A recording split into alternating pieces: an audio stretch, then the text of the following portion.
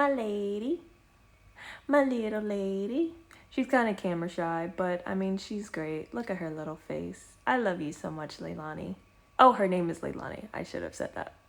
Hey guys, so that was just a clip of my dog Leilani. She is my heart, my love. She is a 13-year-old German Shepherd Lab mix. So when I came to vet school, I had to bring her with me because she's just my heart. So my freshman year, I couldn't take her here to Ireland, unfortunately. So instead, that summer in between freshman and sophomore year, I flew her over. So she came over August of 2023. That was a very long and arduous process, to say the least. So today I'm going to talk to you about how to fly a dog over to Ireland. So this goes from any state within the US. I'm not completely sure about the territories, but if you're in one of the 50 states, this is how to fly a dog over to Ireland. I believe you go through similar mechanics for a cat and a ferret, I believe, but please double check that. So yeah, let's get into it. Okay, so I kind of broke this video down into steps that I feel like you should take if you want to successfully bring your pet to Ireland. So let's kick it off with number one, research. So this step is the most important step when it comes to bringing your pet over, because you could do every other step perfectly, but if you didn't do the correct research, they might not accept your pet, or your pet might be turned around, or you might be delayed because of this and that. So research is super, super important. So to start off, you have to research the certain airlines that will actually fly your pet to Ireland. I personally chose Aer Lingus airline. It is a Ireland-based, specifically Dublin-based airline. They have multiple flights from the US to Ireland multiple times a day, but I do know Delta is a really good option and a really popular option that people like to use as well. So before your pet can travel anywhere, it needs to be up to date on vaccines, including rabies, Lyme, leptospirosis, etc., depending on what state that you're actually in and what the most common vaccines are. And it also needs to be up to date on a heartworm test and a fecal cell test. So before your pet can travel, have up-to-date vaccines or at least records within the last year prior to leaving. Also, a dewormer to get rid of any intestinal parasites is really important. So Ireland doesn't have a lot of the intestinal parasites that the US has, so therefore they are really, really specific about the dewormer. I'll kind of go more into that later into the video, but just know as a major caveat, they want your pet dewormed 0 to 5 days prior to arriving in Ireland. They're super, super serious about that. So for your pet to enter Ireland or any country in the EU, it needs to have a non-commercial EU health certificate. This you get by a veterinarian, your veterinarian that looks after your pet, to send in an application to the US Department of Agriculture, and then they send you back the health certificate, like basically saying that the US gives you a green light to fly to Ireland or to fly to this country in the EU. So this is given to you by the, sorry, I have my laptop right here because I just wanted to double check everything I'm telling you guys. But this is given to you by the Animal and Plant Health Inspection Service. So first of all, to research what country you're actually going to, you need to know what kind of health certificate the country requires. So you're going to go to the USDA website, and it's going to be for the Animal and Plant Health Inspection Services, and you're going to go to this website for live animal exports. I'm going to put a link to this in the bottom. So you're going to scroll down, and you're going to go to country requirements, and you're going to scroll to the country that you are looking for. So in this case, this is Ireland. You're going to click view requirements. And then it's basically going to tell you that this country is a member of the state of the European Union. So therefore it only accepts English only health certificates. So you're going to want to go down to where it says European Union website, and you're going to click on that. And then it's going to say that this country, or the EU in general, is a orange banner country. So I'll get into the specifics about colors in a moment, but what you need to know for orange banner countries is that your veterinarian can electronically sign this health certificate, but the USDA or the APHIS needs to actually ink endorse this and to emboss this as well. So the veterinarian is going to electronically send in the application with the signature. You're going to tell your veterinarian what day you want them to endorse it, and then once it's endorsed, like again, the endorsed day is the day that they actually sign it, they're going to mail it back to you. And that certificate, once the ink dries, it's only good for 10 days, and 10 days is not a lot of time. So your timetable has to be almost perfect, or else you might run into some hiccups. So let's kind of go back a little bit and talk about this orange banner country for those of you who aren't flying to Ireland but might be flying elsewhere. So what do these colors mean? You're going to go to the Veterinarian Export Health Certification System. So this is a step-by-step guide about how to actually use this platform. I, again, am going to provide you with a link to this at the bottom. So this is really for vets to how to use the system, but it's really good for you as an owner to know how this system is used as well. So I'm gonna kind of skip through a little bit. Again, you can read this all on your own time, but we're gonna specifically focus on determining the colors that were mentioned beforehand. Let's start all the way on the left. So you see at the top where it says your veterinarian, and at the bottom where it says basically the USDA service that's provided. So if you are a red country, that means you need the original signature from your vet, and that means that you need the original signature from the USDA.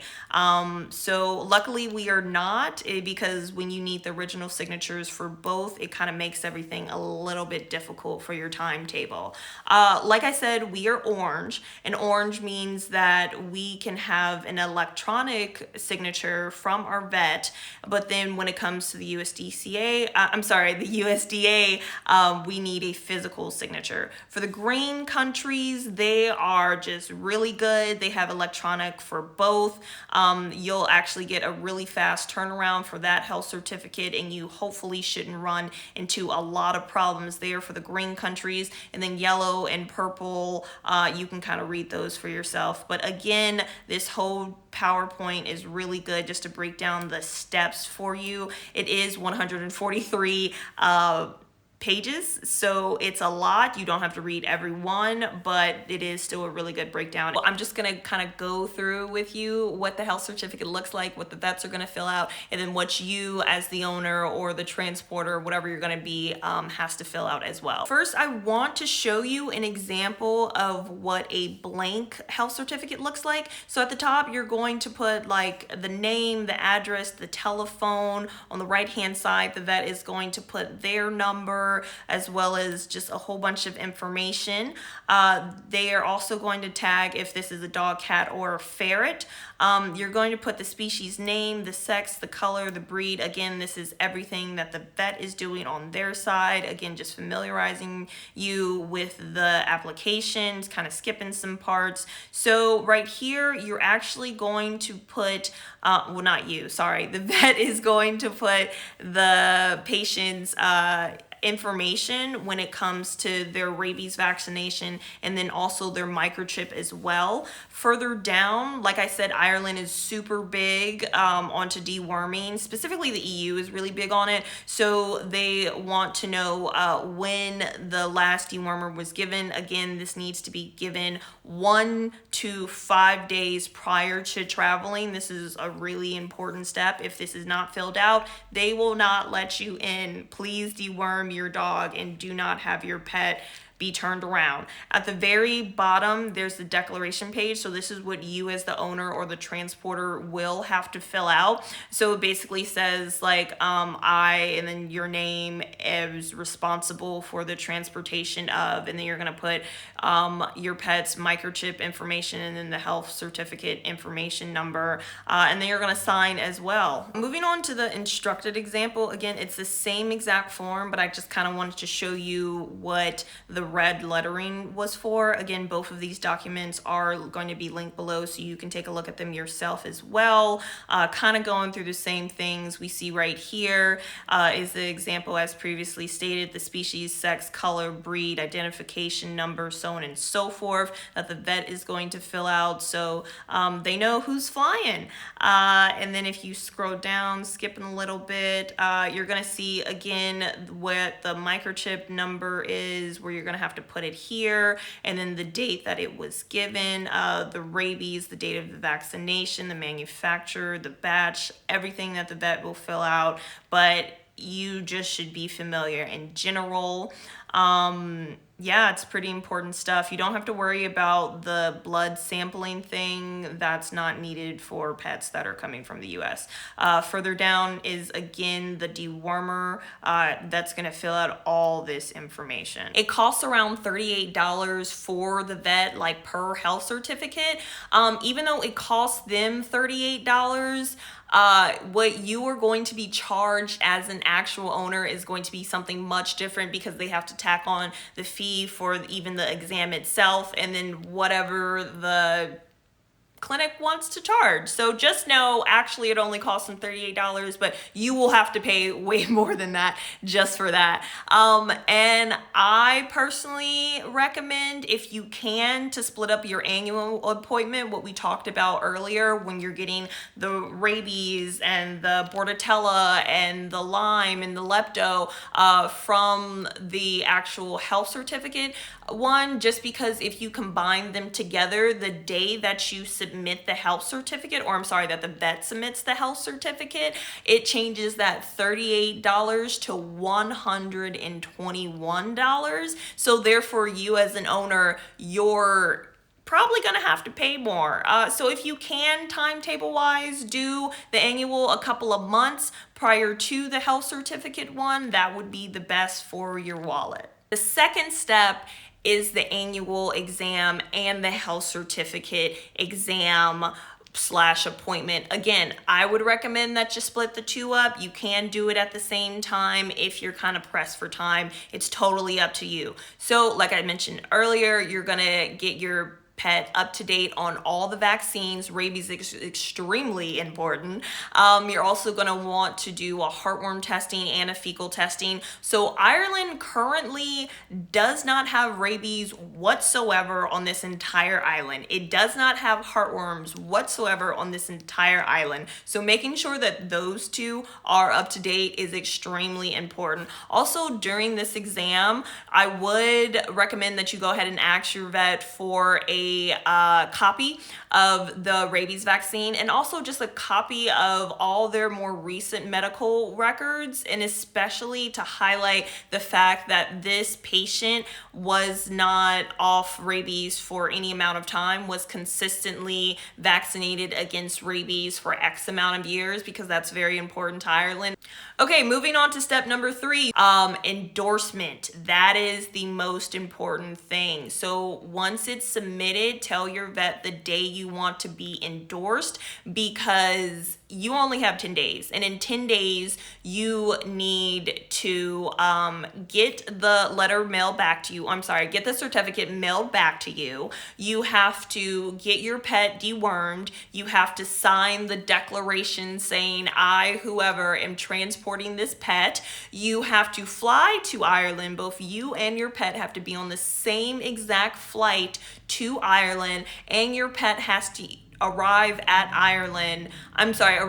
Ireland within 10 days of each other. So once the ink dries, it is run, run, run, rapid, rapid, rapid. Expect the USDA to take at least 7 days to send it back to you. Me personally, the first time I got Leilani's health certificate, it took them 9 days to get back to me. So my original plan was just thrown out the window. I had to push back her flight. I had to push back my flight. I had to do the health certificate again, simply because it just got to me late. It got to me in 9 days instead of the, I guess, normal 7, because there was a post office strike in my area, and I didn't know until it was too late. So there are a lot of factors. Even if you do everything totally right and you do everything perfect, some things just kind of happen. But expect mentally for it to take 7 days, and hopefully it does not take any longer than that. All right, step number 4, once all that is done, you get your health certificate in a reasonable time.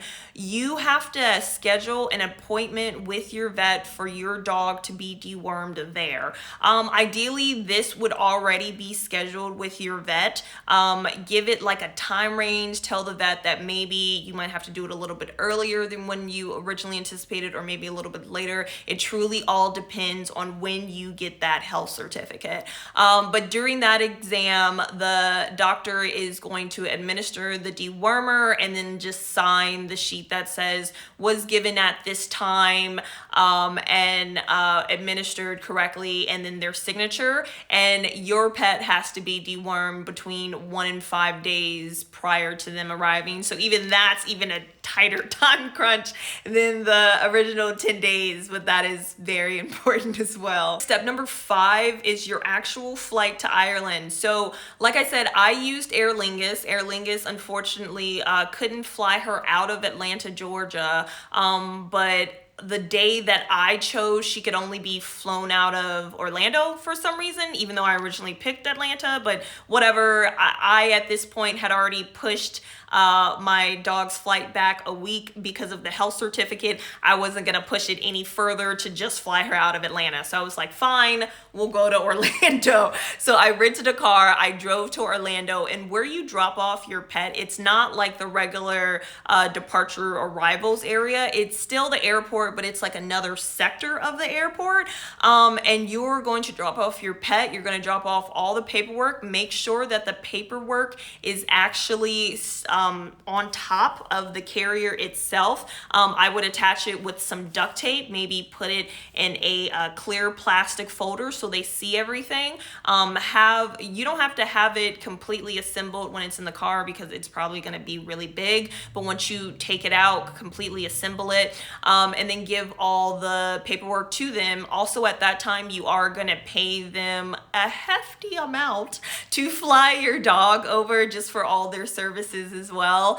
And they're also going to just double check that your pet fits comfortably in there. You want to give her some water, but it's not going to be like a bowl of water. It's going to be like those little like rabbit water things where it's kind of like attached to the cage itself, and they just kind of have to lick it like rabbits and hamsters do. And then also there has to be a small attachment for just food if your pet gets hungry, because I know our flight was 7 to 8 hours and she probably did get hungry. So they just want you just to have some options, but make sure that you do get the right carrier when you are researching the airlines. They should have a price list, so you're not sticker shocked when you get there, about how much it's going to cost to transport your pet, and then also what size carrier you need to get.